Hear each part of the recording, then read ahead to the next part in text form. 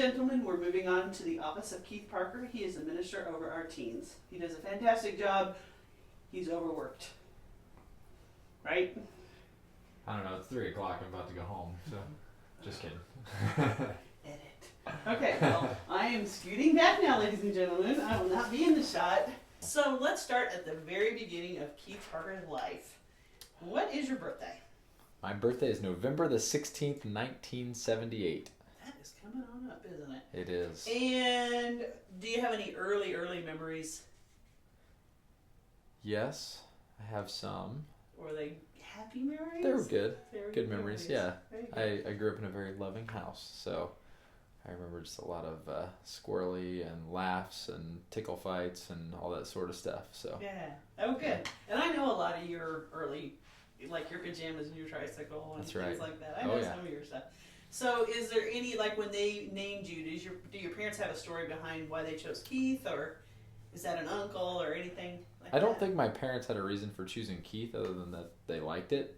I think that's the case. But it is an interesting note that I was originally named Roger by my birth mother. And then when I was adopted by David and Sandra Parker, they named me Keith. And although the middle name was still the same, because my original birth certificate name was Roger Allen whatever. And now I'm Keith. Oh, we have a Bigfoot sighting. So that's just one more thing. If anyone's named Roger here today, don't be offended, but one more thing to thank them for. Yes. Is that you're not Roger. Oh, you're not Roger. That's gonna be fun later. Okay, so on your birthdays, you probably got some gifts that you remember, or Christmas gifts that you remember. What would you say is your favorite gift that you ever received for one of those two occasions? Probably the most memorable gift that I've gotten is every single year, it's a tradition, my mother buys me underwear. And it doesn't matter that I'm married and have been for quite some time, she still buys me underwear every single year. But it's not just that she buys me underwear for Christmas, she also has to wrap it creatively. So one year as a kid I asked for a basketball for Christmas, and I have this wrapping paper in the shape of a ball, so I'm very excited. And so I open it up, and it's an old, like, beat up basketball, and I'm like confused by it. And I realized it's cut, like it's been cut in half and taped. And so I untape it and I open it up and my underwear is inside. Oh. So, yeah. Now I did get the basketball, I should probably mention. That would be torturous. Otherwise, this should be a therapy session Yes. somewhere. Yeah. Yeah, so, but that every year I've gotten underwear in peanut butter jars and CD cases and all sorts of strange things. Yeah. What kind of underwear fit the CD case? Well, don't answer that. Yeah. Okay. So, now has she continued that underwear tradition onto your boys?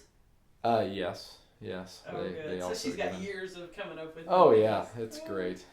Have you ever had underwear in a tennis ball? I don't think so. I'll have to call her. Okay, so let's see. What else do I have on here? You have a sister?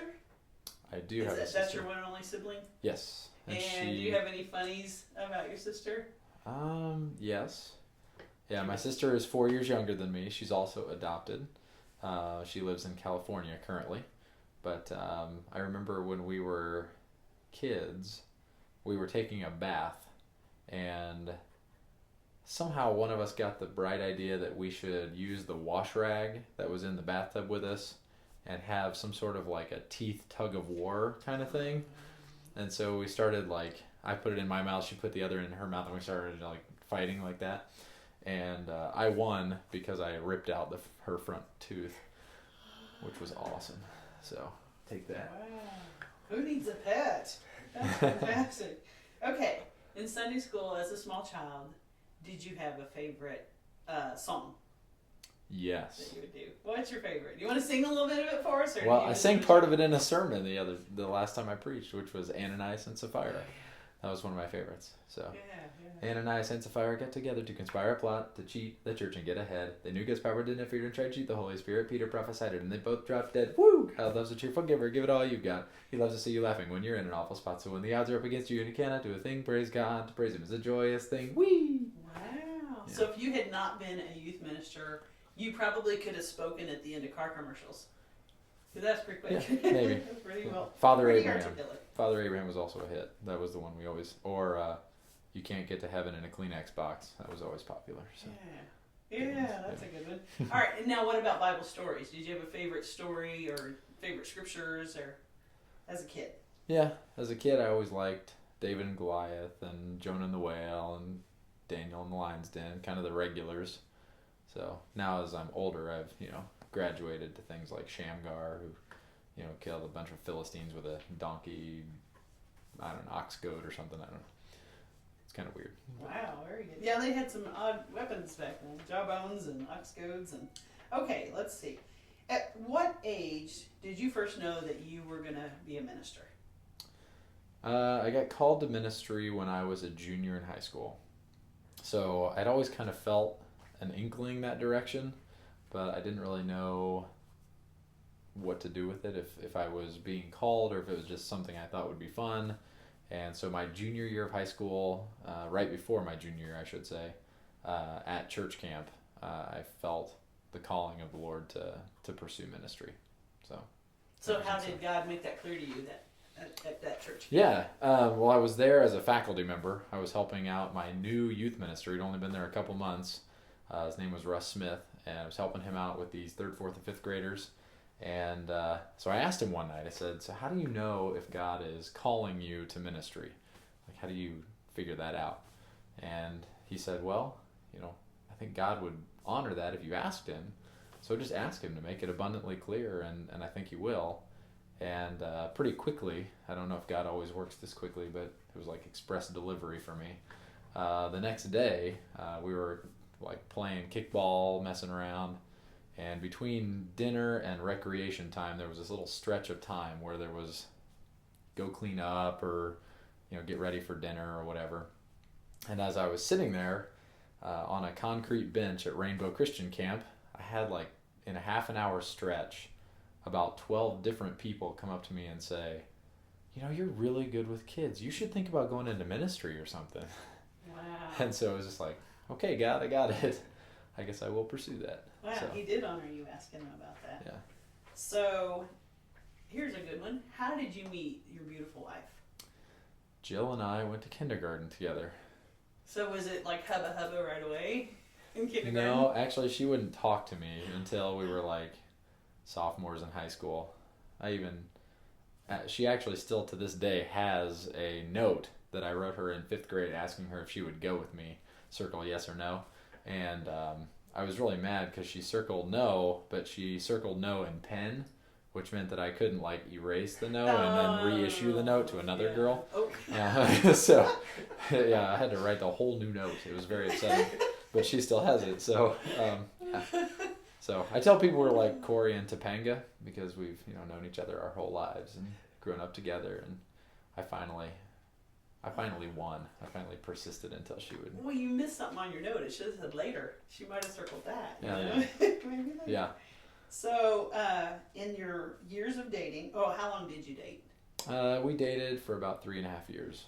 Okay, so in 3.5 years, you probably have had a funny date or an adventurous date or a favorite date that stands out to you right now. You would think that I would. You would think it would come right to you. We're pretty low maintenance. I mean, to us, a date night is just about being together, doing something together. It doesn't have to be this crazy adventure or anything. So we had like places that were big to us. Like we'd go. There was a little restaurant in Kokomo called Captain's Cove, and it was like our favorite restaurant. So we'd go there quite a bit. We loved putt-putt and go see movies and just fun stuff like that. Did you have any fun misadventures? Like ran out of gas or not really? Had to do something in pouring rain? Nothing like that? Nothing that pops into my head. Yeah. And usually it's a mishap or something that went wrong that ends up being something that stands out. So maybe you just had pretty smooth dates because it wasn't high maintenance like you She'll said. probably be really mad when she sees this that I'm not remembering some like super important like life-changing date, but that's okay. Well, if she comes up with that after this interview is over, after this has run, we can call her up to the microphone. She can share. Okay, so proposals are sometimes a neat story. Where and how did you propose to Jill? Yeah. we actually, because we had these places that were important to us, the way that I proposed was I sent her on a photo scavenger hunt. And so I actually like went and took photos of like all these places that were important to us, like where our first date was, and Captain's Cove restaurant, and like where she worked, and I'd go visit her at work and those sorts of things. And then the last photo, like she would have to figure out what the photo was of, and then we would drive there and we would kind of reminisce about dates and memories we'd had there. And then the last one was a photo of like our living room at my house. And so we went back to my house and she was there in the living room and I proposed there. So that's very cool. Wow. So sometimes on a wedding day everything goes as planned. Not very often. Sometimes something goes funny or interesting, or there's a surprise. Did you have any of those on your wedding day? Not necessarily a surprise. The preacher that we had, he decided to preach like 45 minutes at our wedding. So we don't even watch our own wedding video because it's so boring. Oh, no. That's kind of sad. You just said Wednesday that preaching should never be boring. That's right. It shouldn't be, but it was. But I did on our wedding day. I did make her laugh because she always has. Sorry, hon.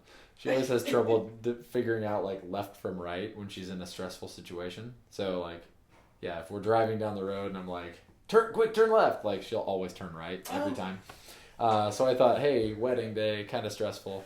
So I actually, to help her out, I actually drew on my finger a ring and wrote on my hand, place ring here, and drew an arrow to it. And she didn't know it. All the people in the audience knew it, but no, she didn't know it until the moment he said, place the ring on his finger. And so I put my hands out and she looked at it and laughed, and then everybody else laughed. And so it was kind of fun. It woke everybody up from the 45 minutes sermon, so. You had to have something. That's right. Okay, let's see. Through what series of events were you led to ministry at Hazelwood? Well, there's actually a plaque on my wall right behind you. That is a crazy story, and it could take hours, but I won't do that to you. But we started interviewing at churches back in 2001. And we interviewed at 11 churches in 7 weeks. So we would drive every weekend to Indiana or Ohio or various locations and do these interviews. And it was pretty amazing because every time we'd get somewhere, we could tell immediately, like, we're not supposed to be here. I wish God would have told us before we left because it was a long drive. But we'd get to the place and we would just both feel that. So Hazelwood was one of the churches that we arranged an interview with, and even how we found out about it was kind of crazy.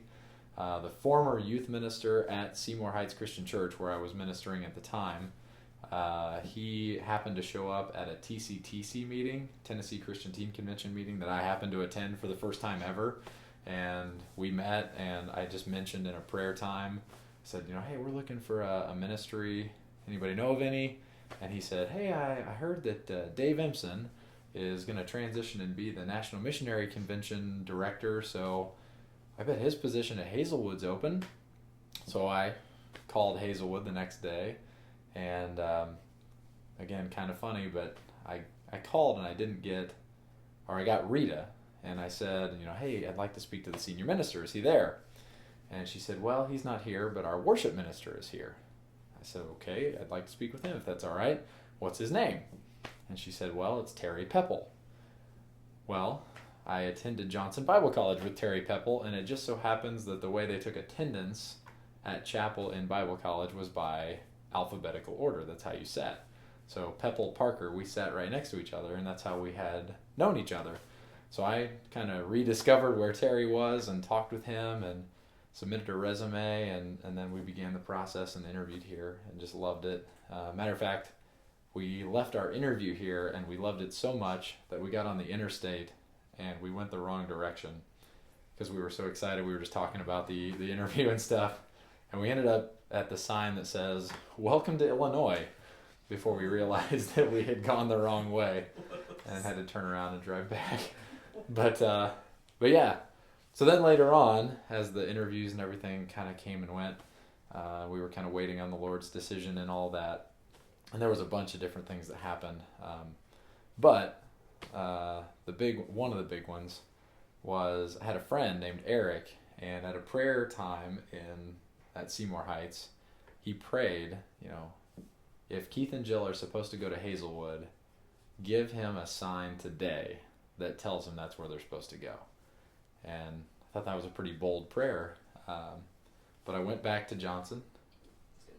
That day. It was a Saturday, and I happened to be walking through the financial aid office area, and there was no students around, but around the corner came Aaron Crawford, and he was wearing a shirt that said Hazelwood Intramurals.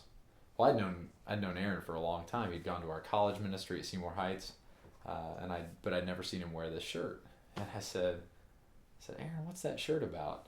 And he said, well, it's basketball intramurals from the church I attended. And I said, is it Hazelwood Christian Church in Clayton, Indiana?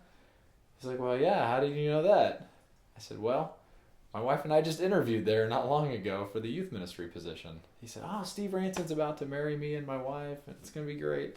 So yeah, it was just kind of a confirmation that God was leading that direction. So it's a very good story. Yeah. Let's see. Sorry for the long story. When you got to Hazelwood and you met some of the people here, are there any unusual or fun encounters? Like meeting somebody for the first time and having a funny thing happen. Any of that? Yeah. I had met Fred Glover. I'd met Fred in the interview process, obviously. He was an elder. And so I knew him, but I didn't know him well. Well, he was gone the week that we were voted on. And so the church vote came out, and it was actually 100% that we would come to Hazelwood. And but the following week, we showed up to church, and I'm walking up the kind of half staircase we used to have that led up to the children's area. And then, anyway, so I'm walking up those stairs, and Fred Glover is there. And he stops me, and he looks at me really serious, and he goes, I just want you to know something. The only reason you got 100% vote is because I wasn't here last week. And then he walked off. Now, I know now that he was messing with me, but at the time I wasn't sure. So that was kind of freaky. But I also remember Kathy Gaston, because I was mentioning or talking to her for maybe the first time. And I said something about Jeff Dunn. And as I started to speak, she said, stop, you should know that's my brother. And I learned right then and there that you can't say anything bad about anybody at Hazelwood because you're all related somehow. So that was a good lesson to learn. Not that I was going to say anything bad about Jeff Dunn, because he's super attractive. But. Okay, I agree. Okay, what are some of your favorite pastimes when you're not here at work? Obviously hanging out with my family. It's just hanging out with them. Playing tennis is a big one, although I'm not doing near as much of that as I used to. And then running. I love to run. Love to do graphic design and artisty sort of stuff, but that's about it. Yeah, anything technology. Yeah. Okay, so vacations, maybe they're few and far between, or maybe you have them all the time. What's one of your favorite vacations you've ever had? Just last year, we took all of our boys, our family. We went to Tennessee and rented a cabin for a few days and just kind of hung out down in the Gatlinburg, Pigeon Forge area, which is funny because when we lived in Tennessee, we avoided that area like the plague because of all the tourists, and then we became one. But it was fun, just kind of getting away. And this past summer, we went up to Michigan and just enjoyed a few days away at a water park, a hotel kind of thing, and just had a good time. Again, we're low maintenance. We don't have to go to Bermuda or do anything hugely outlandish. We just want to hang out together and unplug for a few days. So, along that same vein, did you ever have like the vacation from a bad place or anything where you're like, oh, never again? I don't remember anything that. You mean as a kid, or do you mean as a family? Anytime. Like Okay. anytime in your life. Oh man, I did go to church camp once, and the director of the camp actually has nicknamed it the hike from hell. Yeah, it was really bad. We had kids puking up blood and blisters and all sorts of stuff, and it was ugly. But that's the worst experience I can remember, was just that ugly camp experience. How old would you have been then? I would have been probably a sophomore in high school. Oh, bad. Yeah. Really bad. We hiked like 48 miles in 2.5 days. And there was like a tornado one night that went by a few miles from us, and I think 3 or 4 kids died. But no, I'm just kidding. But it was bad. So Keith, what are some things that you've always wanted to do? Like if you had a bucket list, what would be some, like 1 or 2 items from that list? Yeah. I would love to spend a week at the US Open in New York. I would love to just go and take all that in and walk around the Flushing Meadows, USTA Billie Jean King Center, and just hang out and take it all in. I would love that. But haven't had a chance to do that yet. That's definitely on my bucket list. If we're talking like big time dream bucket list, I would say Wimbledon. Go visit Wimbledon and kind of see where tennis started. That would be a lot of fun. Outside of that, I don't have any major aspirations. Is there anything that you'd like to share that I haven't asked you a question about? Not that I know of. No, I can't think of anything. Nothing you want to tell Fred Glover? It's your chance. Yeah, That's okay, I don't. I mean, nothing really, unless you're going to get all serious or something. No. That would be wrong. Unless you feel the need. No. Why start now? Well, I'd like to share with you. No. So future dates with your sweet wife, what's your favorite restaurants? Let's see. We like, as far as like fancy restaurants, or your favorite thing probably wouldn't be the same as hers. Like say yours and then probably hers. Okay. Well, we both like Stone Creek. We love the restaurant. That's good stuff. We love Qdoba, Panda Express, that kind of stuff. My personal favorite is Penn Station. Where's that? Well, there's not one anywhere near here, but I think Avon's the closest one or something like that. But that's good stuff. Scrumdiddlyumptious. And you don't have anything else no snide remarks, things to throw at me, or however you say that. How do you say that? I don't even know. Yeah. Not that I can think of. Nothing. Okay. You've asked good questions. Oh, thank you. That was fun. Can you think of anything, Mitchell? No, he doesn't want. Okay, well, thank you. I'm trying to think if there's like a great story or something. There's Kyle Hacker breaking his head open before we even walked off the bus, but outside of that. That was maybe your mission trip. Then something else too. That wasn't the only thing, right? Yeah. Kyle banged a hammer and it ricocheted back into his head. Jonathan Ali put the drill in his pants. Remember that? No, I wasn't there. I didn't go on that. Oh, okay. Yeah, he had the power drill with a big old drill bit on it, and he thought a good place to store that would be in the belt loop of his jeans, and so he put it in the belt loop. Well, obviously it pulled the trigger, so it was like, and it got caught in his pants leg, and it wound up his pants leg, and it drew up his leg real tight, and he was so Jeff pinching him. Yeah. So Jeff Weinman ran over and pulled the battery out to turn the drill off, and put it in reverse. Yeah, that was I think that was awesome. The first day and a half of the South Dakota mission trip. And you thought, this is going to be good. Yeah, this would be great. So anyway. Wow. Yeah, it is what it is. It was fun. Oh my goodness. Okay, well, very, very fun. Good times. Do you have anything else?